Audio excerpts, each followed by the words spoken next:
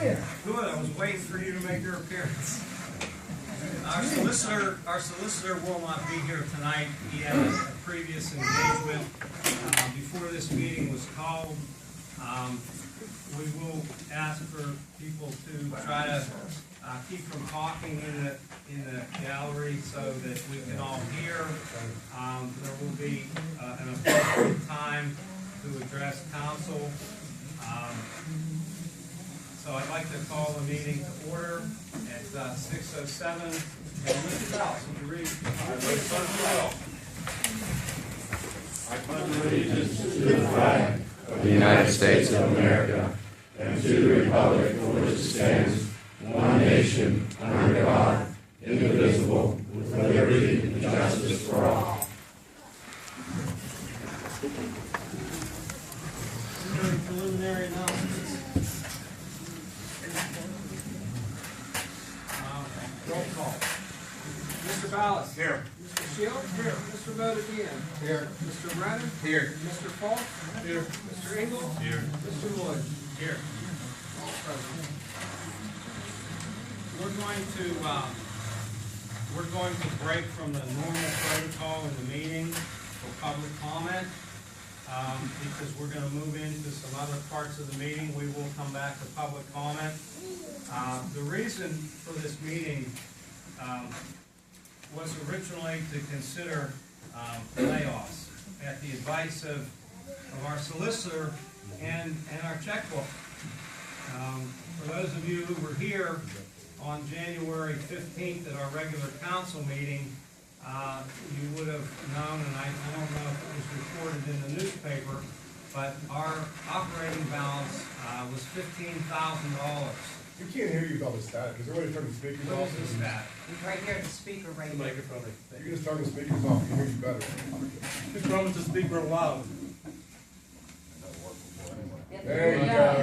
Okay, I'm sorry. So what I was saying was, in January 15th at our regular council meeting, we announced that we had, after bills and payroll, we had $20,000 in our checking account. We had anticipated revenues, some of which have come in. We anticipate some more revenues coming in. But typically, the way that a municipality works is you get what's called a tax anticipation note, which means you borrow somewhere in the neighborhood of 10% of your total budget, and that money gets you through until April or May when your property tax revenues begin to come in. We were advised back in November that it may be tough to get a tax anticipation loan because there were 2 audits here that were not completed. They're state required audits, and when you go to the bank for a loan, just like you go to the bank for a loan or a home equity line of credit, they want your tax return. And we didn't have those audits to give to the bank. So we've had, I think, in the neighborhood of 10 banks decline. How many is it, Harry? About 12 banks. 12 banks have declined us for a tax anticipation loan. Knowing that was going to happen, we put 2 contingency plans into place. One plan was to go to the equity market and or private lenders to loan us money because they don't operate necessarily under the same rules as a bank. If someone wants to lend us money and they make that offer, we can accept or reject it. That was advertised the other day, and we now have some interest in providing us a short-term loan. That kind of changes the complexion of this meeting, but again, it's only a bridge loan probably in the neighborhood of $500,000 to $700,000.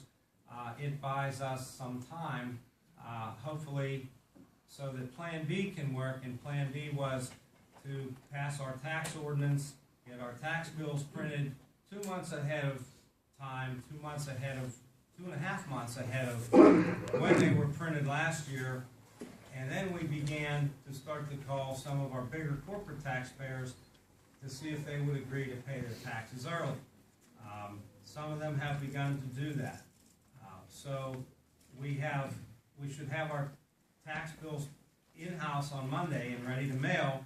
And if we are able to continue along that plan, we should be able to have enough money in that we will not need to lay anybody off.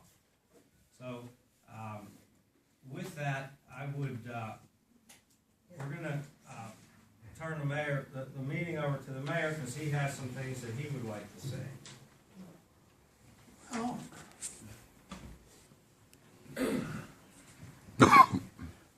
I'm glad to see everybody here.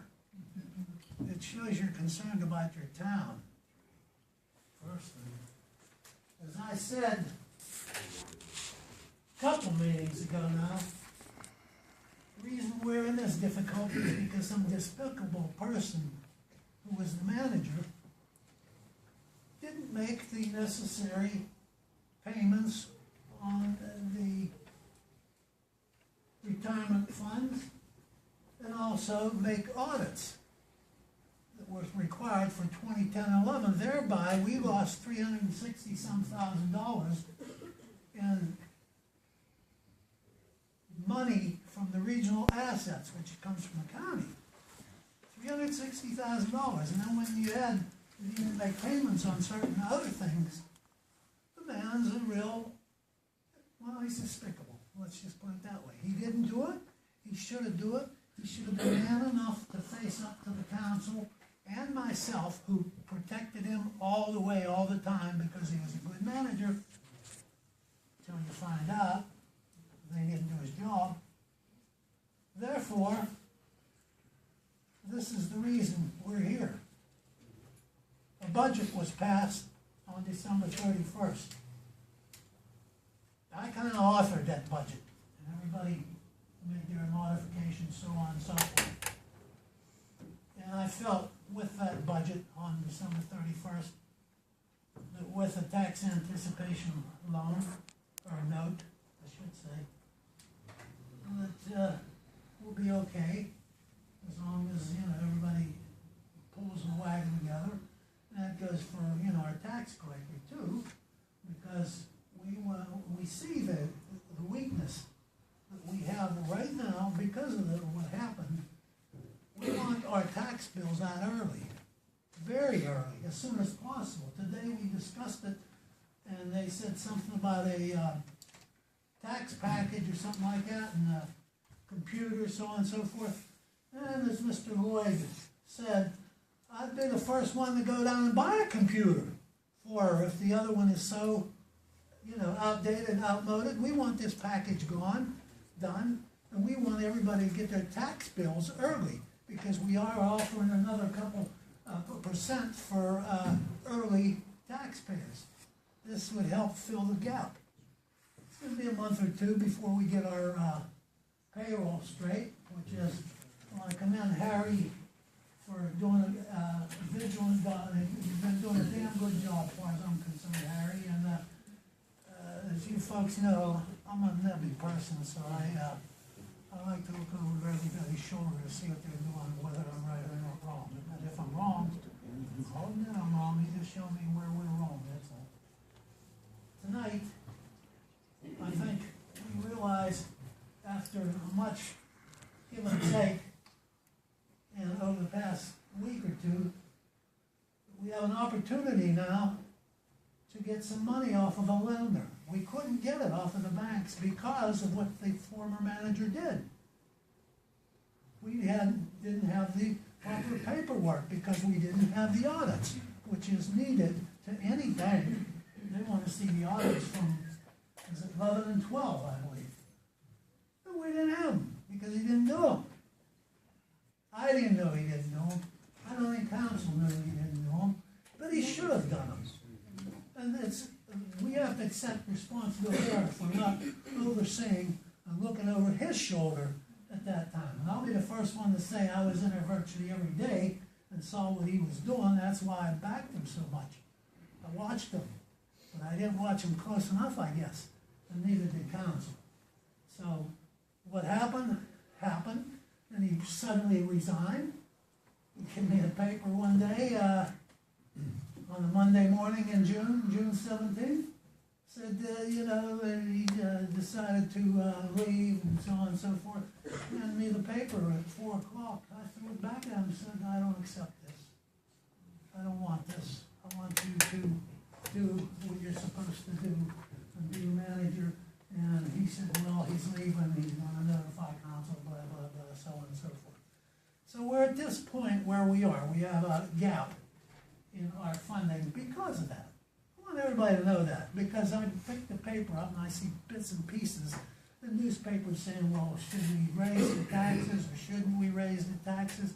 And, you know, the one plan has a tax raise, which is not necessarily true. The plans I presented to council, there was one plan that had a increase of $500,000 and another plan that had a decrease of $500,000. In other words, give you back $500,000. And it would have been awful rough, because in that plan, I canceled everything, including council's salary, my salary, all kind of little things that, out of desperation, that we should have, but we were going to go with a bare bones budget completely. Well, as it turned out, some of the things came to bear fruit, and just today I understood that we may have a private lender that needs all the proper paperwork, as usual, but that can fund this borough with $500,000. That's the amount we need to get into April, so that we can start realizing our tax receipts from the tax collector and move on without touching everything else. Now, we had council pass the budget after the 12/31, which was my budget, was passed. And I pointed that out in some paperwork that I have here. They passed the budget, and the budget was at no tax increase. The budget, again, that I had was actually, when they amended it, it said $1 million increase with the new manager that was there temporarily. I said it would be $500,000 increase, and the library would be part of that. Or a $500,000 decrease, which could be entirely done for the public's benefit, but strictly as a bare bones, complete, real tough.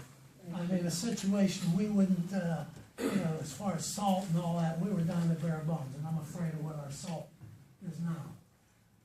So I'd written up a veto of the plan that was presented, and I've passed it to council. Now, being we've got the $500,000 in place, I want to be assured that there'll be no layoffs by council, and I want to be sure that we progress. Otherwise, I will file a veto of the budget as it currently stands.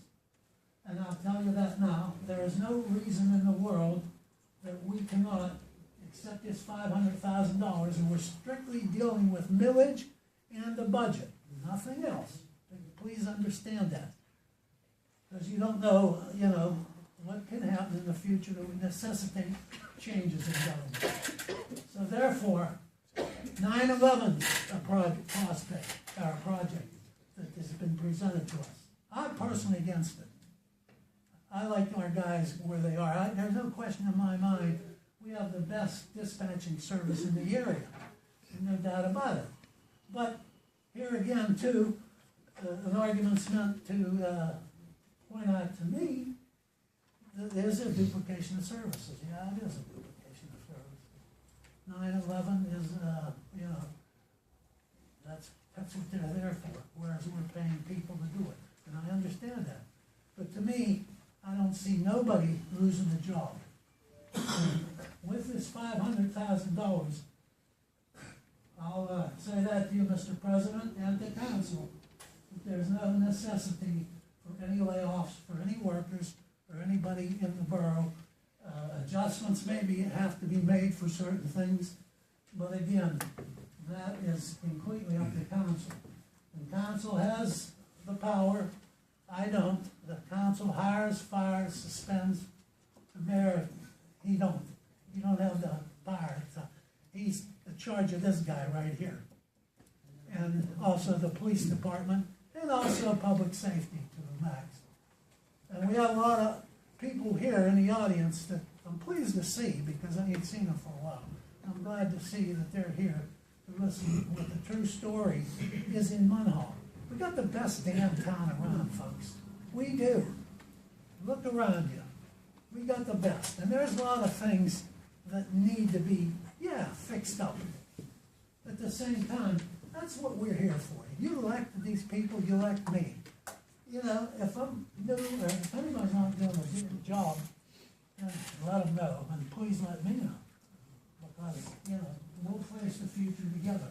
And we got new people, Rick Brenner on council, that's learning a heck of a lot in 1 month, that much I will say. And the rest of the council's been around.